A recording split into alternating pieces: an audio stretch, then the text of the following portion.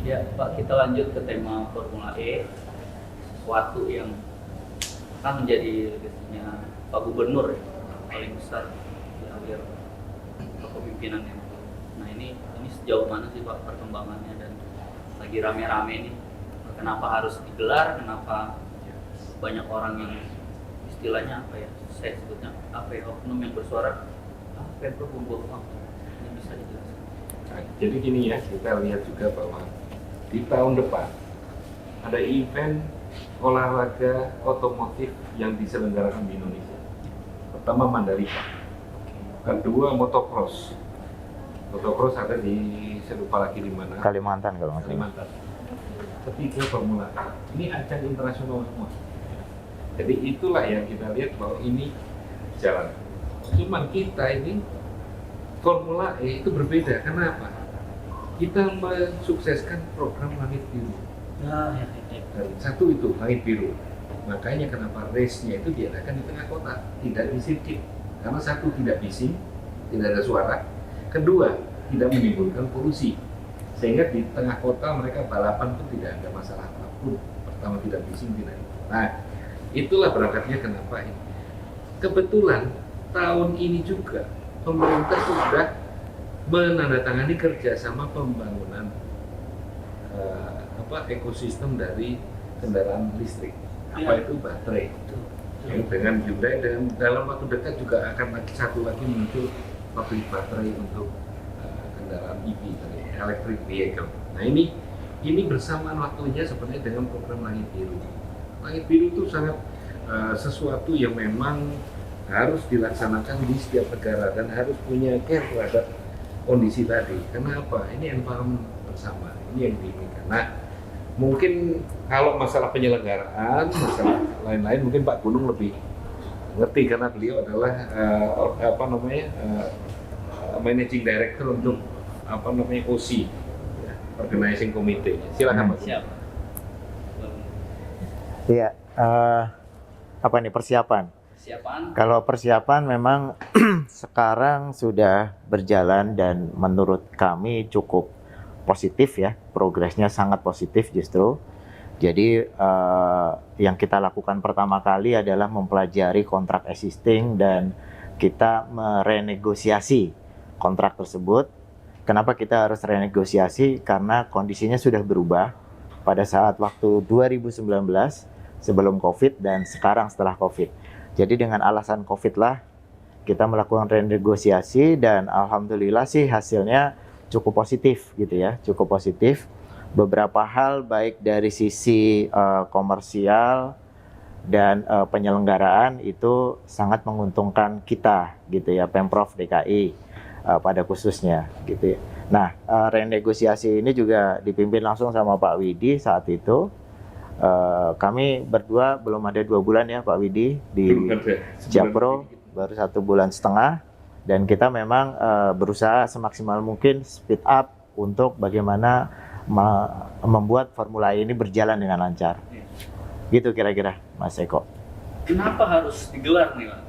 Formula E kenapa gitu? Ya, sebenarnya ini adalah salah satu memang waktu itu janji Pak Gubernur ya, dalam mensukseskan itu tadi Langit Biru Jakarta.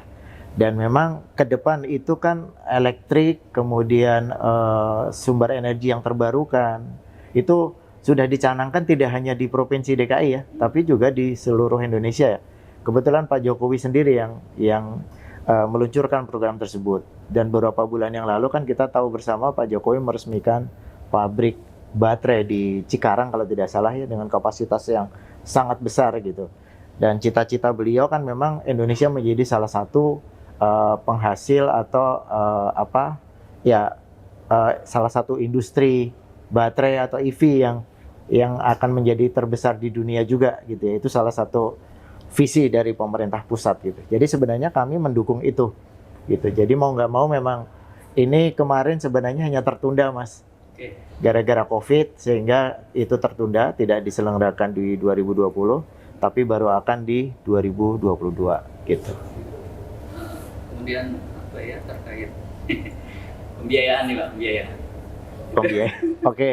Itu Pak Wagub menyampaikan jelaskan akan pakai sponsor. Iya. Nah itu hitung-hitungannya, dan kalau tadi Bapak bilang itu menguntungkan buat kita.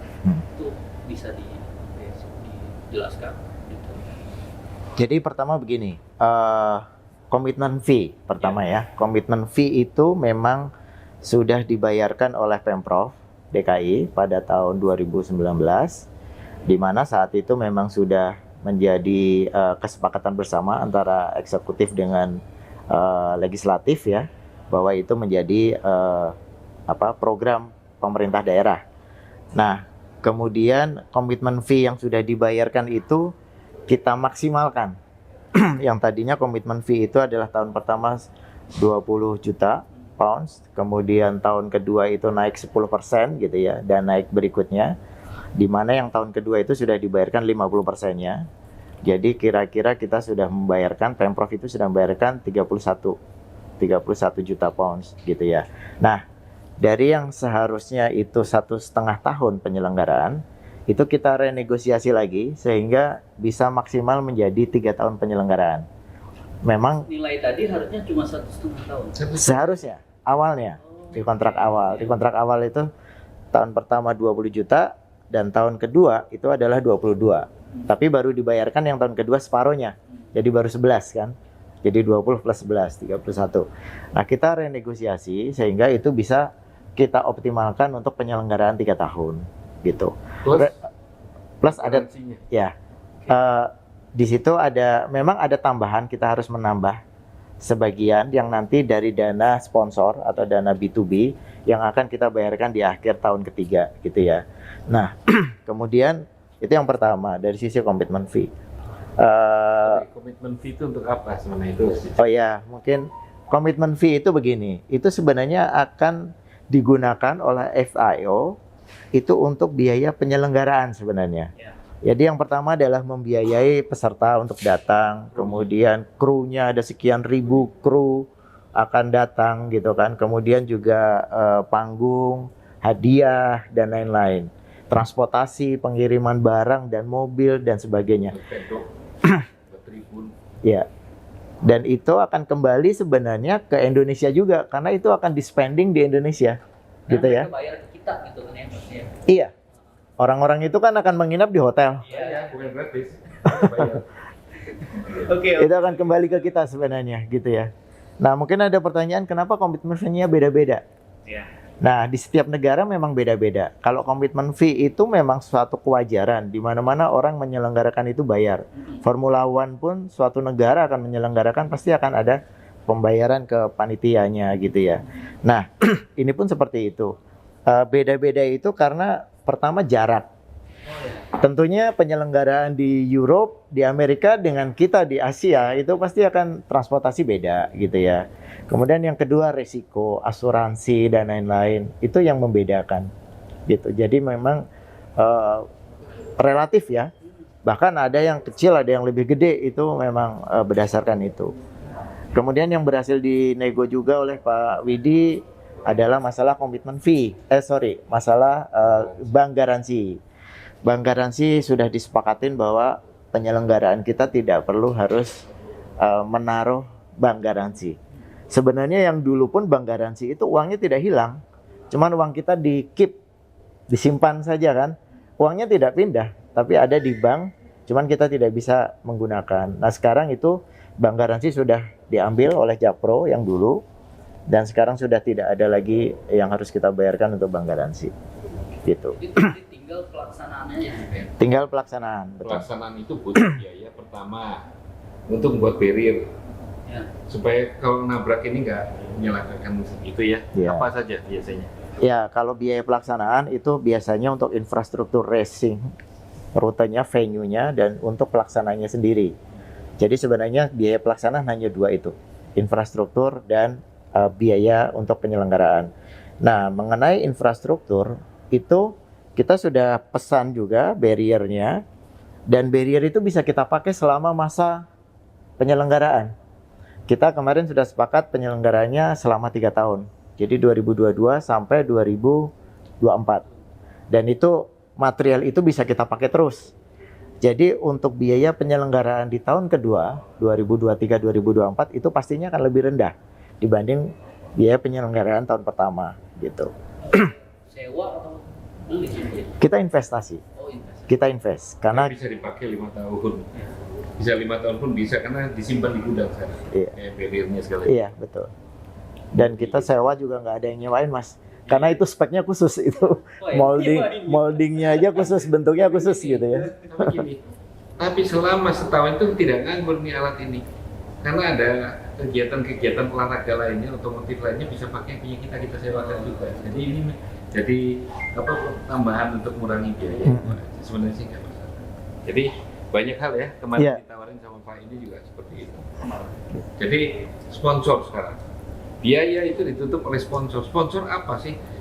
Dari FIO itu memberikan kewenangan bagi kita 6 bulan sebelumnya kita sudah bisa melakukan promosi ataupun melakukan sponsorship terkait dengan penyelenggaraan Formula E untuk mengumpulkan uang. Sponsor dari mana itu kita sudah 6 bulan sebelumnya sudah bisa menggunakan logo mereka. Acara kita IPRIX Jakarta ini sudah bisa digunakan. Untuk apapun nanti kita akan lakukan itu sehingga bisa menutupi biaya tadi untuk penyelenggaraan ya. Kira-kira itu. Beliau yang sebagai managing directornya yang membuat bisnis plan ini. Jadi katakanlah misalnya ya Juni 2022. Ya. Iya. Di Januari kita udah bisa mulai start. Iya. Terus terkait lokasi akhir. Iya. Lokasi di Monas katanya dipindah ke pantai kita bahagia. Enggak, belum gitu. Nah, itu gimana sih? Oke. Dinamikanya yang terjadi. Jadi begini, kalau di Monas memang sebenarnya ideal di Monas ya, tapi memang karena satu dan lain hal, Ya. kita harus mencari alternatif lain.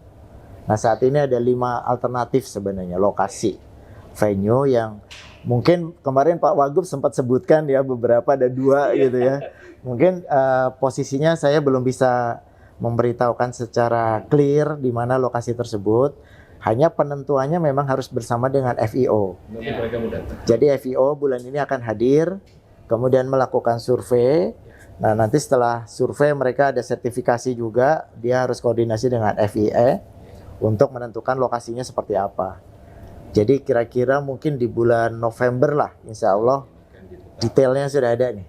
Tapi intinya dalam membuat race tracknya tadi, pihak FIO tuh melihat secara green. Ya. Apa coba? Tidak boleh menebang pohon, nggak mau mereka.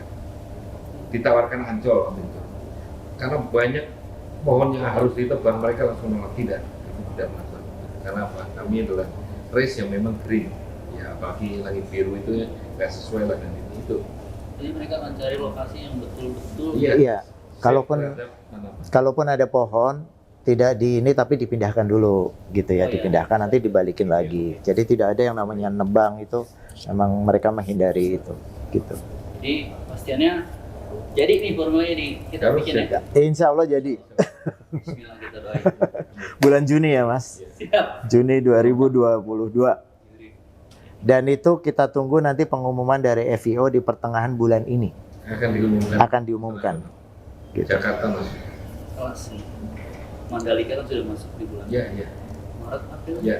Iya, MotoGP. Siap, terima kasih banyak Pak Dirut. gitu. Sama-sama. Terima kasih.